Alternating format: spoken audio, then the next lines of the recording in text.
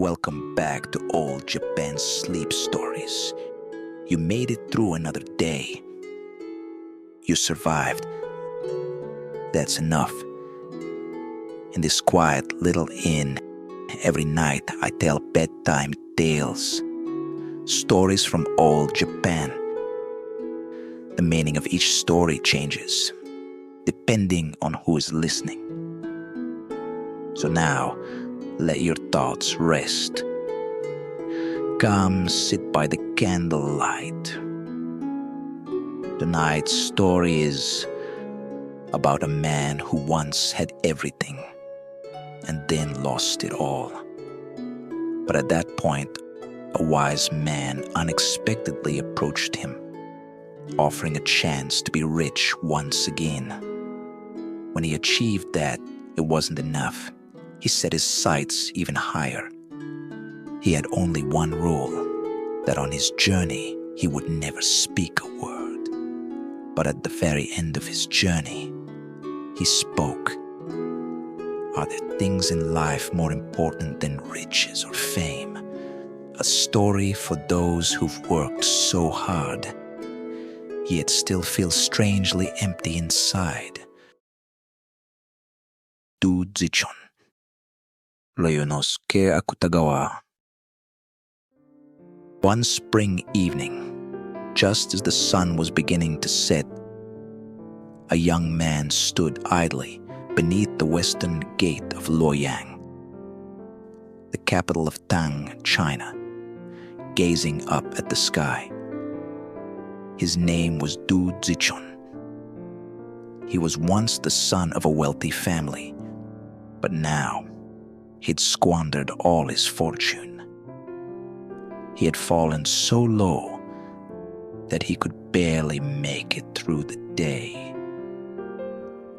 Back then, Luoyang was a city more prosperous than any other in the world. The streets still bustled with people and carts. Under the golden oily light of the setting sun, an old man's gauze hat, a Turkish woman's golden earrings, and the colorful reins adorning a white horse's mane shimmered like elements of a painted scroll. Yet Zichun leaned against the city gate wall, his eyes fixed only on the sky. A slender moon already swayed behind a veil of mist, faint and white, like the trace of a claw across the heavens. The sun has gone down. I'm hungry, and there's nowhere to sleep tonight. Maybe it would be better to just throw myself into the river than to go on living with this kind of suffering. These shapeless thoughts swirled quietly through his mind. Just then, a one-eyed old man appeared from nowhere and suddenly stopped right in front of him. Bathed in the light of the sunset, the old man cast a long shadow on the ground, then stared intently into Zichun's face and spoke with a haughty tone. What are you thinking about? Me, I'm just wondering what to do since I don't even have a place to sleep tonight. The question had come so suddenly that Zichun instinctively lowered his gaze and answered honestly. I see.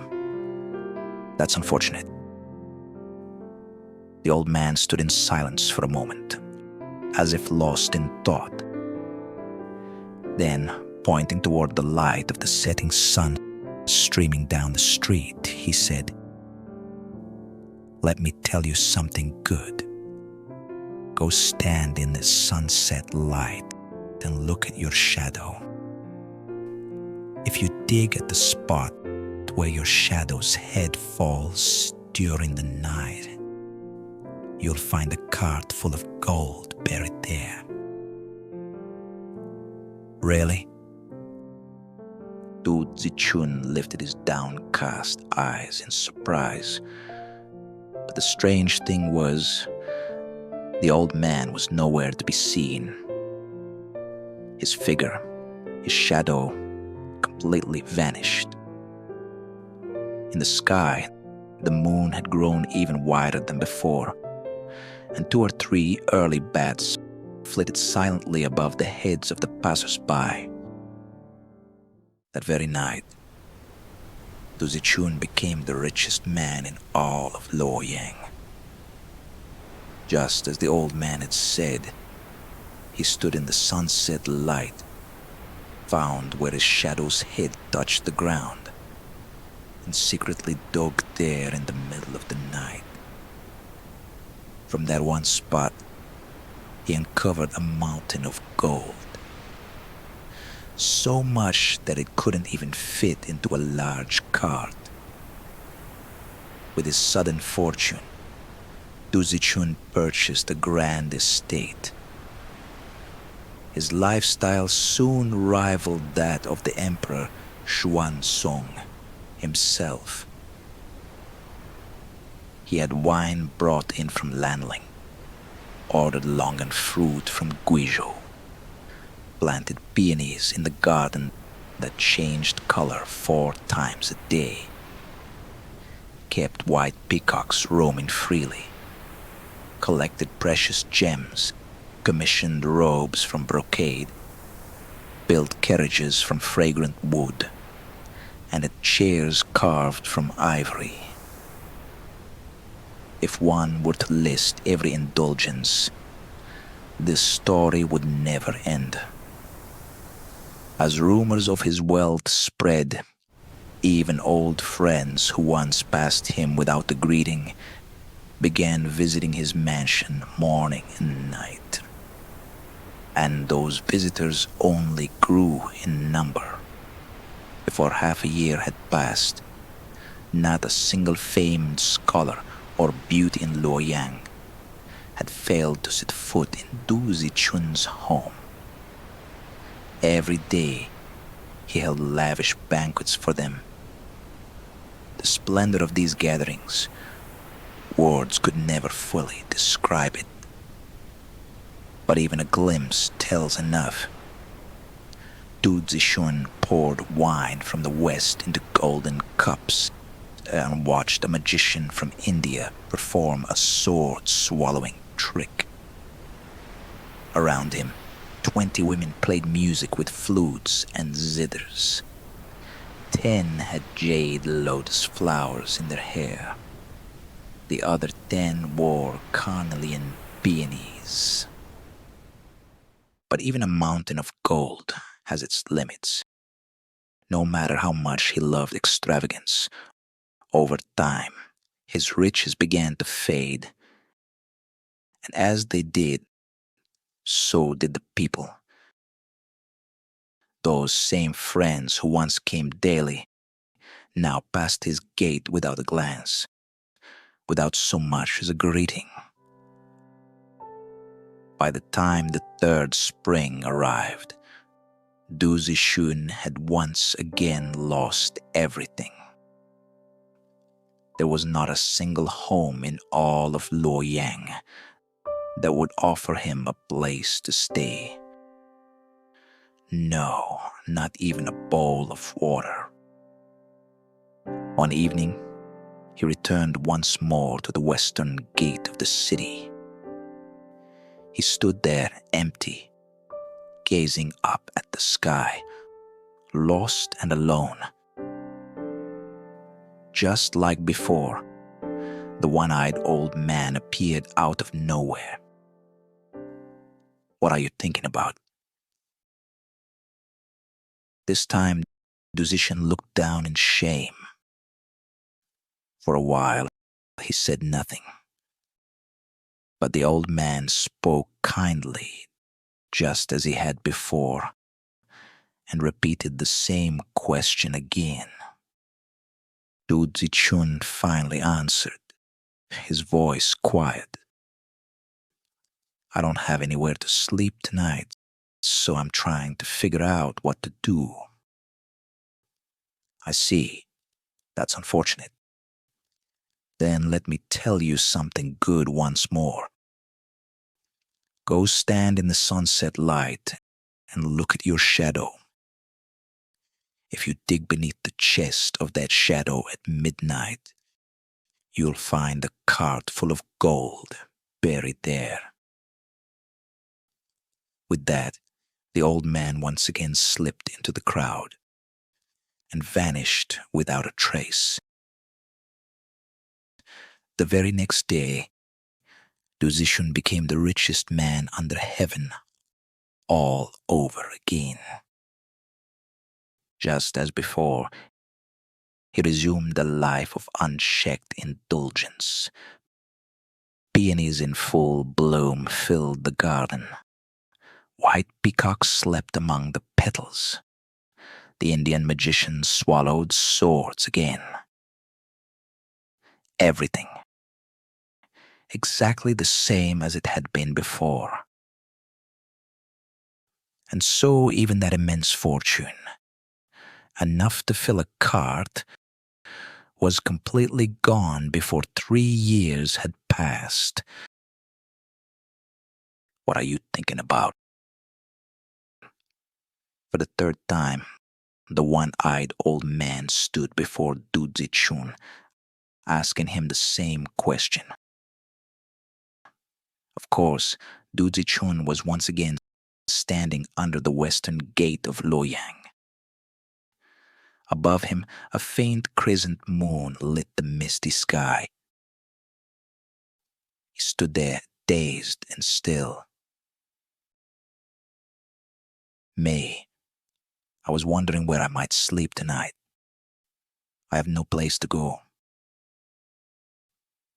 I see. That is unfortunate. Then let me give you one more good piece of advice. Stand in the sunset light and look at your shadow on the ground. If you dig beneath the belly of that shadow at midnight, you'll surely find a cart full of... Before the old man could finish, Zichun suddenly raised his hand and interrupted him. No, I don't need any more gold. You don't need gold. The old man squinted suspiciously. So, you've finally grown tired of luxury? No, Zichun replied, with a grim expression. It's not that I'm tired of it. I'm just sick of people. Sick of people. And why is that? People are cold. When I was rich, they fawned over me and flattered me. But once I lost it all, not one of them showed me a kind face. When I think of that, I realize even if I became rich again, it would all be meaningless. The old man listened, then suddenly grinned from ear to ear. I see. You're young, but you understand the way of things well. So, do you plan to stay poor and live a quiet life with peace in your heart? Zichun hesitated. Then he raised his eyes, filled with resolve, and looked straight at the old man. No, I can't do that either. That's why I want to become your disciple and learn the ways of immortality. Don't try to deny it. I know you must be a great wise man, a true immortal. No ordinary man could make me the richest person under heaven overnight. Please, be my master and teach me your wondrous powers. The old man furrowed his brow. He fell silent for a while, as if deep in thought. Then, at last, he smiled gently and said, "You're right. I'm an immortal wise man named Tekenshi, and I dwell deep in the mountains of Ime. The first time I saw your face, you struck me as someone who could understand truth. That's why I let you become rich, to wise. But if your desire to learn is truly sincere, I will accept you as my disciple." At last, the old man granted the Zichun's wish. How overjoyed Zichun was, no words could describe it. Before the wise man could finish speaking, Zichun was already bowing deeply, pressing his forehead to the ground again and again. "No need to thank me so much. Whether you become a great immortal or not depends entirely on you. But in any case, come with me now into the depths of Mount Ime." Perfect timing. There's a bamboo staff lying here. Let us ride it and soar into the sky at once. The wise man picked up a single stalk of green bamboo. He muttered an incantation under his breath and straddled the staff together with Zichun, as if mounting a horse. And then, how strange it was. The bamboo suddenly rose into the air like a dragon, soaring swiftly toward the clear spring sky, heading straight for the mountains of Eme. Zichun, seized by fear, peered nervously down below. But all he could see were the green mountains, floating faintly in the twilight. The western gate of Luoyang must already be lost in the mist. No matter how he looked, it was nowhere to be seen. Just then, Tekenshi let his white hair flutter in the wind and sang loudly. "In the morning I roam the northern sea. By evening I wander through Kangwu. I hide a blue snake within my sleeve and travel boldly without fear.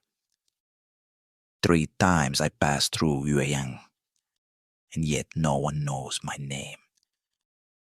I recite verses aloud with joy and fly past the lake of Dongting." The bamboo staff, carrying both of them, soon descended through the skies of Mount Ime. They landed on a wide, flat slab of stone, facing a deep and shadowed valley. It was a lofty place. The Big Dipper sparkled above, each star shining as clearly as a teacup in the sky.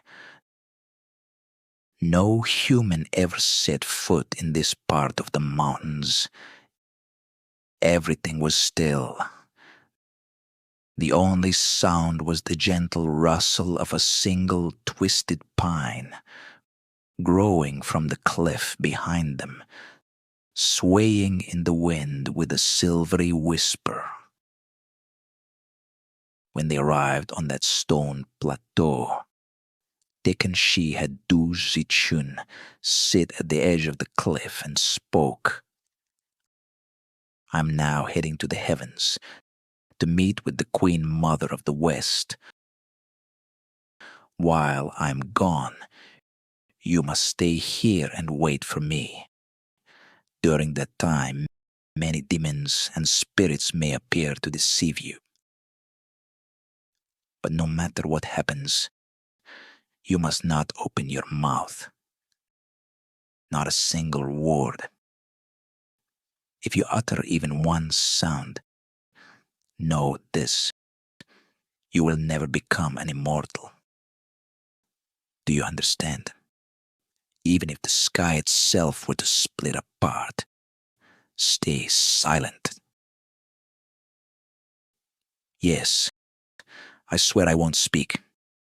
Even if it costs me my life, I'll stay silent. Good. That gives me peace of mind. With those final words, Tekenshi mounted the bamboo staff once more. He soared into the night sky, sharp and clear as a blade, toward the peaks that cut into the dark. Zichun sat alone on the rock, gazing quietly at the stars above. Half an hour passed. The mountain air grew colder, piercing even the thin robes he wore. Suddenly a voice rang out from above. "Who goes there?" It was a fierce, thunderous voice. But Zichun remained still, just as the wise man had instructed. He said nothing. A moment later, the same voice bellowed again. "If you do not answer, know that your life is forfeit." Still, Zichun remained silent. Then, out of nowhere, a tiger leapt onto the rock. Its eyes glinted with a savage light as it stared straight at him and let out a mighty roar. At that same moment, the twisted pine above shook violently, and a white serpent, thick as a wine barrel, slithered down the cliff. Its tongue flickered like fire as it slithered silently towards him. But even then, Zichun sat with perfect posture, not even raising an eyebrow. The tiger and the serpent glared at each other. It seemed they both sought the same prey. For a while, they watched each other in silence. And then, both creatures lunged at Zichun at once. Their claws and fangs, their coiling tongue. Surely his life would end in an instant.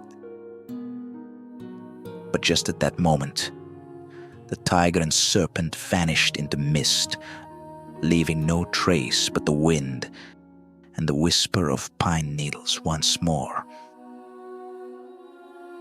Zichun took a quiet breath. What would come next? Suddenly, a fierce wind howled through the valley. The sky blackened with clouds thick as ink. Pale violet lightning split the darkness. Thunder crashed all around. Then came the rain. Not a drizzle, but a torrential downpour, like a waterfall unleashed from the heavens. Still, Zichun sat motionless. The wind roared. The rain pounded the stone. Lightning flashed endlessly, as if to tear the sky apart. It felt as if the entire mountain might soon be overturned. Then a bolt of lightning, blazing red, plummeted straight toward his head. He flinched and covered his ears. He lay flat against the stone. But when he opened his eyes, the sky had cleared once more. The Big Dipper twinkled in the calm above the distant peaks. Surely, this storm, like the tiger and the serpent, was another illusion sent to test him in the wise man's absence. Zichun wiped the sweat from his brow and quietly returned to his sitting posture. Though Du Zichun's body remained sprawled on the stone, his soul quietly slipped away, falling deep into the realm of the underworld. Between this world and the next, there lies a passage called Anketsudo, a dark corridor where icy winds howl without end. Blown by that wind, Dudzishun's spirit floated like a leaf in the air, drifting and spinning until it arrived at a grand palace. Above its gates, a plaque bore the name Shinraden, the Hall of All Things. In front of the palace stood a horde of demons. The moment they spotted Dudzishun, they rushed to surround him and dragged him to the foot of a tall staircase. At the top of those stairs stood a single figure, a king dressed in black robes, wearing a golden crown, his piercing eyes filled with unshakable authority. There was no doubt. This must be Enma Daio, the king of hell himself. Trembling with fear, Dudzishan knelt before the mighty ruler. "You there? Why were you sitting atop Mount Ime?" Enma's voice thundered down like a storm. Dudzichun opened his mouth to reply, but in that instant, he remembered Tikenshi's warning. No matter what happens, do not speak. He lowered his head and kept his lips sealed. The king's face darkened. He raised his iron scepter high above his head.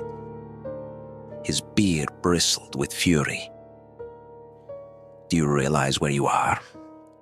If you won't answer, I'll send you straight into the torments of hell." Still, Duzichun said nothing. At once, Enma turned to his demon guards and roared, "Drag him away. Show him the depths of suffering." The demons bowed with a thunderous, "Yes, my lord." They seized Duzichun, lifted him into the air, and soared into the dark skies. Hell held more than just the famous mountain of blades and lake of blood. There were valleys of fire, the scorching pits, and oceans of ice, the frozen abyss, each one shrouded in eternal night. One by one, the demons hurled Dudzishan into them all. His chest was pierced by swords. His face was scorched by flames. His tongue was ripped out. His skin flayed. His bones were crushed with iron mallets. His body boiled in cauldrons of oil. Poisonous snakes sucked out his brain. Vultures picked out his eyes. Endless tortures. Unimaginable pain. Yet still, Duzishan clenched his teeth and never uttered a word.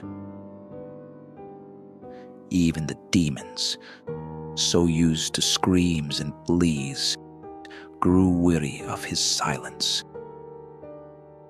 Eventually, they returned to Shinraden and placed him once more at the foot of the steps. They looked up and reported, "This soul will not speak, no matter what we do." Enma furrowed his brow, deep in thought. Then suddenly, he raised a finger and declared, "His parents, they must have fallen into the beast realm by now. Bring them here immediately." A demon obeyed, vanishing into the sky like a shooting star. Soon it returned, escorting two wretched creatures. They were gaunt, pitiful horses, their ribs showing through their skin. But as soon as Zichun saw their faces, he froze. They looked exactly like his long-departed father and mother. "You dare," Enma bellowed again. "Tell me why you were on Mount Ime. If you do not, your parents will suffer." Still, Zichun did not speak. "You ungrateful wretch. Is your own life all that matters? Will you let your parents suffer without lifting a finger?" The king's voice shook the pillars of the palace. "Guards, whip those beasts. Beat them until bone and flesh are one." The demons roared their assent. They seized iron whips and raised them high. Then, from all sides, they rained down strikes upon the two frail horses, upon Zichun's parents. The whips sang through the air, tearing skin, shattering flesh, stripping away even the breath of mercy.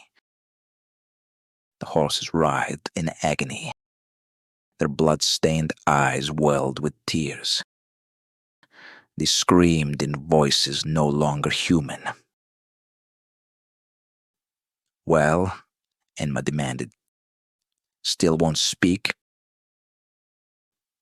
By now, both beasts lay crumpled at the king's feet, barely breathing, their bones broken, their bodies torn.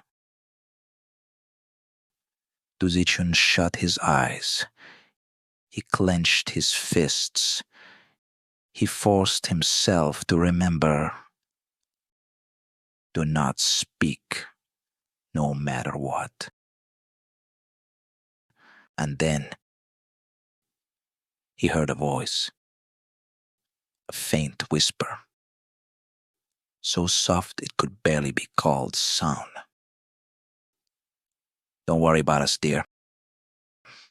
No matter what happens to your father and me, if you alone can be happy, that is enough for us. No matter what the king says, you do not need to speak." It was his mother's voice. Zichun's eyes flew open. One of the horses, lying on his side, covered in blood, was gazing at him. Her eyes were filled not with pain, but with love. A love so deep, so selfless, that even hell's torment could not erase it. Compared to the cold, calculating world of human, who bowed when he was rich and scorned him when poor. This warmth, this mother's love, was beyond compare. And in that moment, Zichun forgot the wise man's words. He rushed to her side, threw his arms around her neck, and with tears streaming down his face, cried out, "Mother." The moment Zichun cried out, he awoke. He found himself once again standing alone beneath the western gate of Luoyang, bathed in the soft light of sunset. Above, a slender crescent moon hung in a hazy sky. People and carts bustled by, just as they had before. It was as if nothing had changed, as if the entire journey had never happened. "So," came a familiar voice beside him, calm and amused. "Even after becoming my disciple, you weren't able to become a true immortal after all." It was the one-eyed old man. Dick and she stood there, smiling faintly. Dude Zichun looked at him, his eyes still moist with tears, and suddenly reached out, gripping the wise man's hand tightly. "No, I couldn't become an immortal. But strangely, I feel glad about that. Even if I had passed the trial, even if I had gained the secrets of immortality, I know I still couldn't have stayed silent. Not when I saw my parent suffering like that." For a long moment, Dick and she gazed into his eyes. Then his expression grew solemn. "Had you stayed silent," he said, "I would have ended your life on the spot." Zichun blinked. The wise man continued, "But now, you no longer seek immortality, nor wealth. So tell me, how do you plan to live from here on?" Zichun lifted his gaze to the sky. The crescent moon shimmered faintly above. "No matter what I become," he said clearly, "I will live as a human being, with honesty and with heart." There was a clarity in his voice, a peace that hadn't been there before. Dick and she nodded slowly. "Don't forget those words," he said. Then, turning away, he began to walk into the crowd. But just before disappearing, he stopped, glanced over his shoulder, and added, One more thing. I nearly forgot. At the southern foot of Mount Tai, there's a little house of mine. I'll give you the land, the home, the field, everything. You should go live there. This time of year, the peach blossoms around the garden should be in full bloom." With that, the old man gave a warm smile and vanished into the busy street.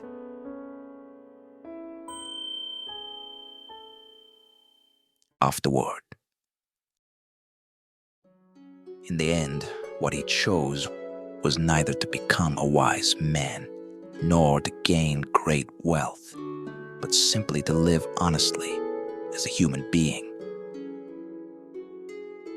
You too have surely worked hard to get where you are. There must be things you've earned, things you can be proud of. But along the way, have you left any feelings behind? I hope this story gently touches the quiet voice that lives deep within your heart. If you found this tale enjoyable, subscribing to the channel and leaving a like would greatly encourage this old storyteller. You have done well today. Rest easy and sleep well. Good night.